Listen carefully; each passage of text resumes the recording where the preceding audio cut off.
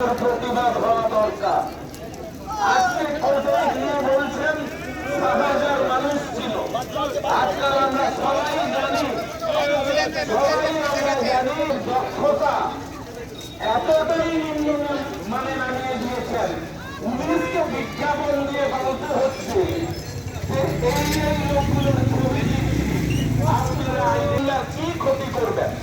আমরা বিধানসভায় থাকি, ৩ বছর এই বিধানসভায় স্বাস্থ্য দপ্তর সংক্রান্ত কোন প্রশ্ন আমরা রাখলে সেই প্রশ্ন কোনোভাবেই আলোচনার টেবিলে আসতে দেওয়া হয় না। স্বাস্থ্য দপ্তর কমতে দেন না। এই হচ্ছে আমাদের বিধানসভার অবস্থা। স্পিকার, আমাদের বিরোধীরা যখন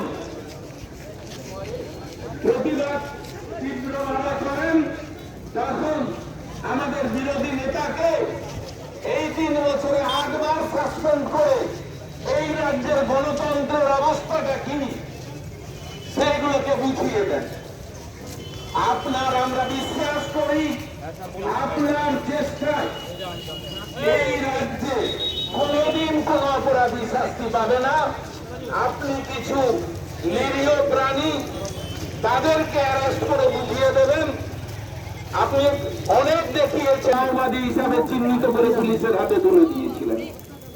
এখানেও আমরা জানি না, আপনি বলে দিয়েছেন মূল অপরাধীকে ধরে দিয়েছি, বিচার করে দিচ্ছেন যে মূল অপরাধী ধরে দিয়েছি, তার শাস্তি হোক, তার ফাঁসি হোক। আড়ালে